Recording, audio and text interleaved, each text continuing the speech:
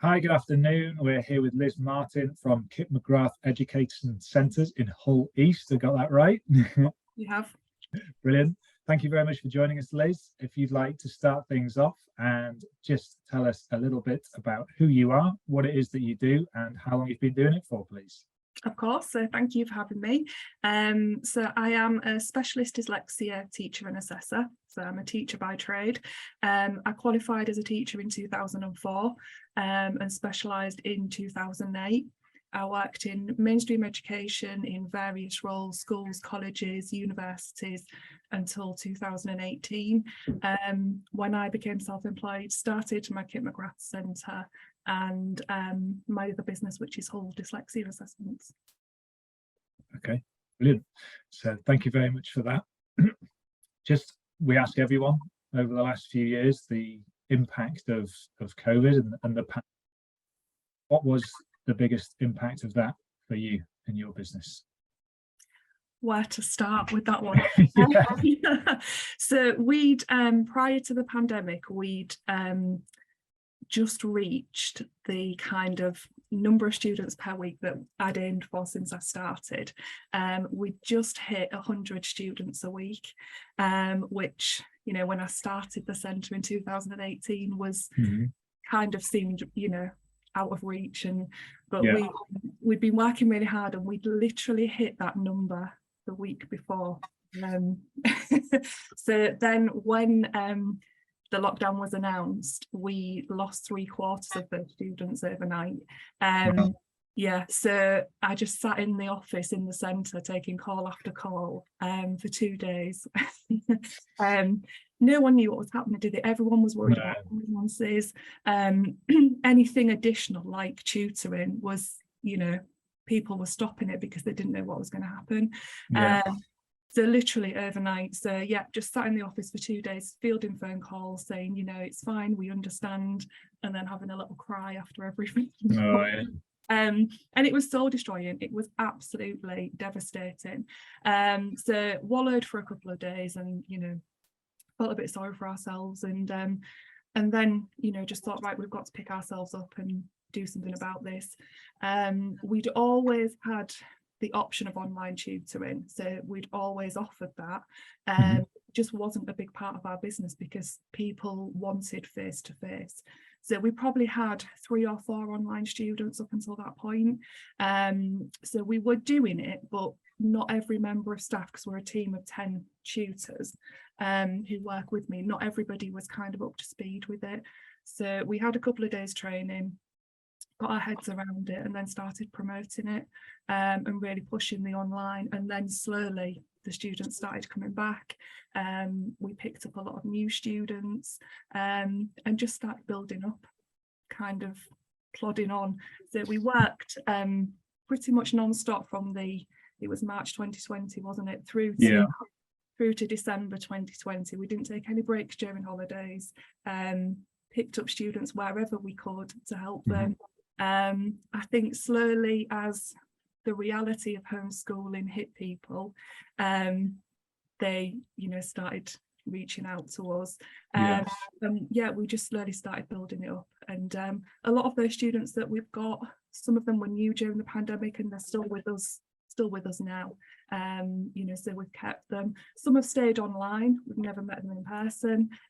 Others, the minute that we reopened for face-to-face, they chose that option and met us. So it was just a case of literally plodding on one day at a time. Was there anything that you were forced to do because of the pandemic in terms of actions within the business? You said you had the online facility existing already, that increased. Were there any other sort of actions, processes that you, I suppose, were forced to take that you hadn't thought about before that were actually kept within the business? You thought, actually, that's a better way of working, or that's an improvement? Yeah, I mean, from a teaching point of view, we had to be, I think we're always quite creative in our teaching. So we get children coming to us for who mainstream education isn't working, so we do have to think in a slightly different way. But with the online tutoring, we had to be even more so, because a lot of children were online all day with school. Everybody just online fatigue, they called it, didn't they? Everybody was so fed up of it, and then they were coming to us for additional tutoring. So we did have to be quite creative in the way that we did things to engage them, and it just, I think, helped us to see online as more of like an integral part of the business, not just, you know, a small add-on. It became, people became more open to it, whereas previously they might have seen it as second rate or not quite as good as face-to-face. People are now much more open to it, which, you know, which has helped enormously. One of the big changes was with the dyslexia assessments that we offer. Previously, prior to COVID, you weren't permitted to do them online. So test publishers and our awarding bodies, they hadn't given it the okay. So when COVID hit, they stopped completely. You couldn't do them. And then they realised that, you know, nothing was going to change very quickly. Yeah, suddenly they gave permission, and so we attended training and what have you and learned to do those online, and that stayed. So now we offer dyslexia assessments in person and online as well, you know, which has meant we can assess them anywhere in the country. Great. So what does the future look like for you from now then, from this point, and what do you see the main challenges are from the perspective that you can see?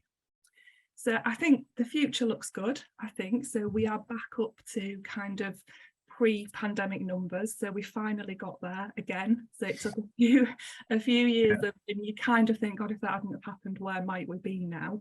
But, you know, we can't dwell on that. So we're back to where we were. So I think the future's looking really positive. I think one of the things that the COVID pandemic brought about is that every man and his dog set up as a tutor. So, and tutoring is largely unregulated, so anybody can set up a tutor.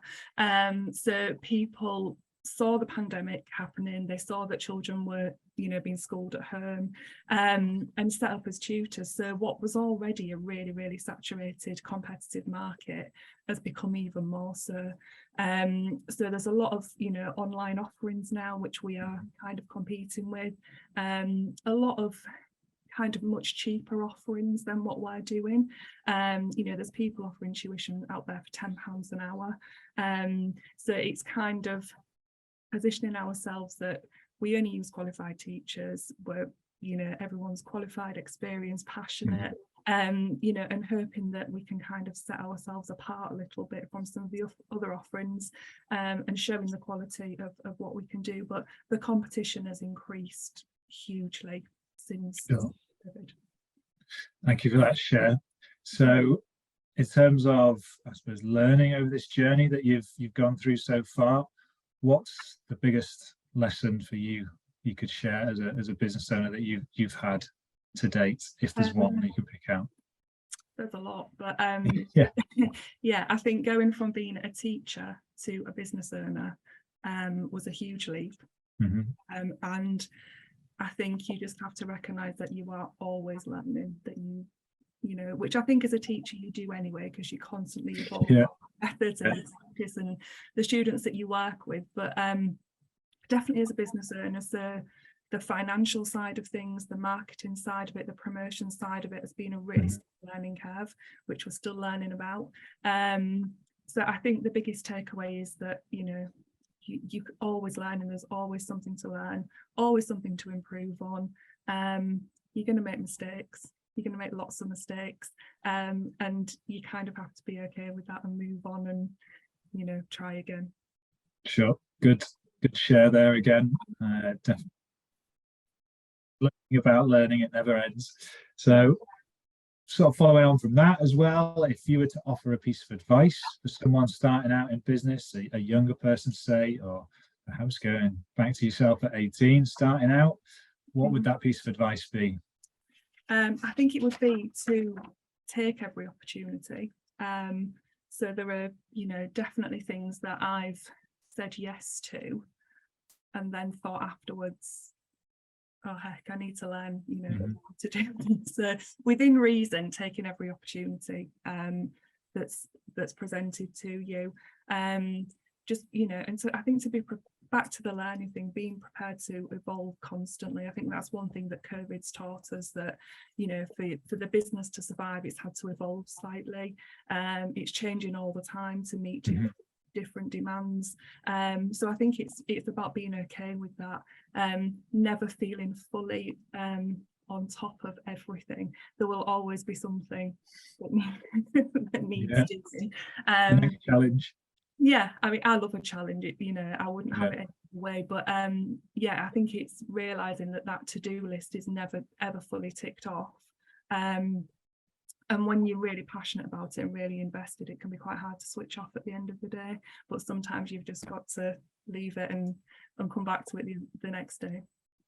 Thank you. And in terms of inspiration to do what you do, or do you find inspiration currently? Where do you get that from? It could be, if mentioning utilising books or podcasts, as well as customers, clients, friends, family, that kind of thing. Yeah. So when you'd given me the heads up about the questions, you know, beforehand, this was the easiest one to answer. I didn't even have to think about it, because I can hazard a guess. Yeah, it is students, and it always will be. So I might be a business owner now, but I still always think of myself as a teacher. So when somebody asks me, what do you do? I always say teacher before anything else. And I don't think that will ever change. I think the students are the primary focus of everything that I do, everything that my sons do.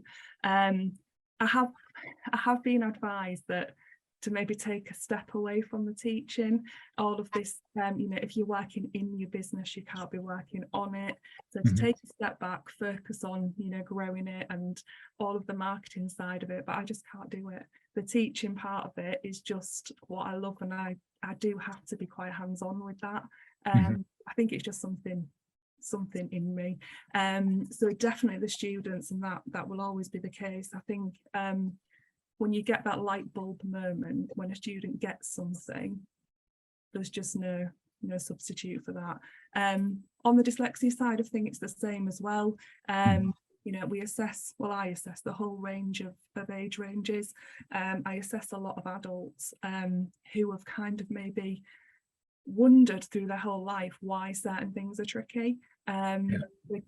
Being able to give them sometimes a diagnosis, it gives them a reason why it's been difficult, and it can kind of, sounds really dramatic, but it can kind of help them make sense of why things are tricky at school, why they've maybe been told, you know, they weren't good enough for certain job roles and things like that. So it can be a really, really empowering thing. Often when I assess adults, you know, there's tears from them at the end, because it means so much. So that side of it, that will always be kind of the reason why. Sure, thank you for that. It's another great share. So lastly, are there any, well, sometimes we ask for offers or promotions, might not be relevant, but latest news around your business that you'd like to share, or perhaps even a website to go to, anything that you're up to that's worthy of note? Yeah, absolutely. So yeah, the promotion side of it, we tend not to discount our tuition, because it's, you know, I think what we offer is quite good value anyway. So in terms of news and offers, the latest thing that we're doing is offering training for schools and organisations on raising awareness of dyslexia. So we've been delivering quite a few of those recently. That's something that we've wanted to do for a while, but obviously due to COVID, we keep going back to that, visitors and, you know, outside organisations were stopped from going in, so it kind of put a halt to that, but that is starting to be, you know, up and running again, which is great. So we've done a couple of those. From the point of view of dyslexia assessments, as I said, we assess the whole range, you know, from children up until adults. We do a lot for the purpose of university support, workplace support, and with it being online now, we can do those for anybody anywhere in the country. So that's opened up, you know, quite a lot of opportunities. Website wise, we have got www.kipmcgrath.co.uk/Hull East. That's the tuition side of things. You can always book a free assessment for that. That's our initial starting point. Dyslexia is hulldyslexia.co.uk. Brilliant. Thank you very much for that. Well, I wish you all the best for the next few years, and yeah, keep on growing, and yeah, all the best with it. Thank you very much.